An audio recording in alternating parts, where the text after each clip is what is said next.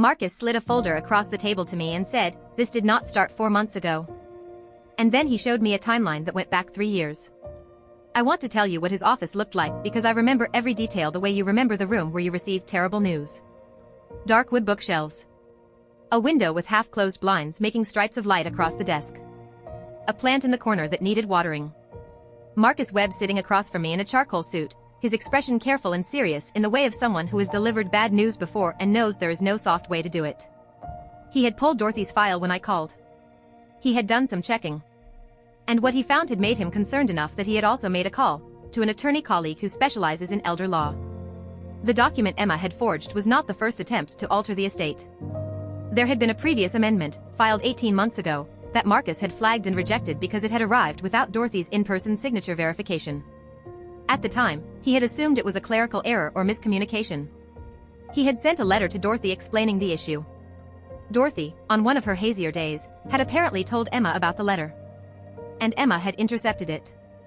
3 years ago, Marcus said, someone had also requested a full copy of Dorothy's estate documents. The request had come via email from an address that was almost identical to mine. One letter different. A lowercase l instead of a capital I. The kind of thing you miss if you are not looking for it. I sat in that chair and I felt the architecture of the past 3 years reorganize itself around me. 3 years ago was when Emma moved back to the city after her relationship in Portland ended. I had been so happy to have her close again. I had thrown her a welcome back dinner. I had helped her find her apartment. I had introduced her to everyone in my life, including Ryan, who I had been dating for 8 months at that point. I had handed her the blueprint of my life and called it love.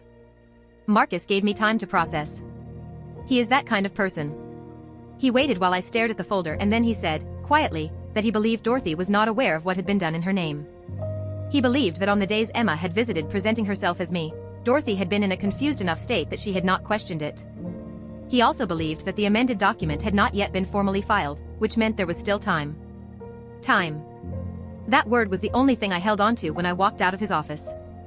I drove home and I sat in my car in the parking garage for 45 minutes and I let myself do what I had not let myself do since the night I found the messages. I fell apart completely. I cried until I could not breathe and then I breathed and cried again. Not about Ryan. I want to be honest about that. Ryan felt almost beside the point by then. I cried about Emma. I thought about every phone call in the past 3 years where she had asked about Ryan with what I thought was sisterly curiosity. Every time she had offered to help address wedding invitations, or come over to look at venue photos, or listen to me talk about our future. I had thought we were closer than we had ever been. I had told people that. I had told my mother that Emma and I had finally found our adult friendship and it was the best thing in my life besides Ryan. And the whole time she had been sitting across from me cataloging everything I had and figuring out how to take it. I thought about a conversation we had 2 years ago, late at night on my couch with a bottle of wine, where Emma had said she sometimes felt like she was living her life in the wrong lane. Like she had taken a wrong turn somewhere and ended up somewhere that was not meant for her. I had held her hand and told her she was exactly where she was supposed to be. I had meant it so completely. She had not been talking about her career or her apartment or her love life. She had been talking about mine.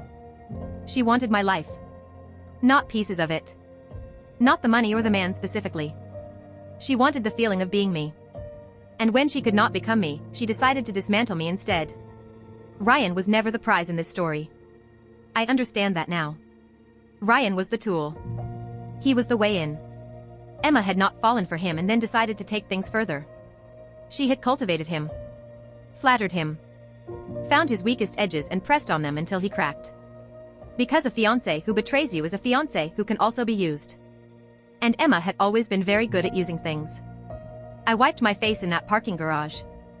I checked my reflection in the rearview mirror. And I made myself a promise. They thought I was the soft one. They thought that because I trusted people and loved openly and believed the best of everyone, I was the easy target. They had mistaken my warmth for weakness. And I was going to let them keep believing that. Right up until the moment I did not. I had time. The document was not filed. My grandmother was still alive. And I had a lawyer who believed me in a folder full of evidence and a very, very clear head. I started making a list. And by the time I was done, I had 17 things on it. 17 steps between where I was and where I needed to be. And I had already started on step 1. Stay tuned for the next part.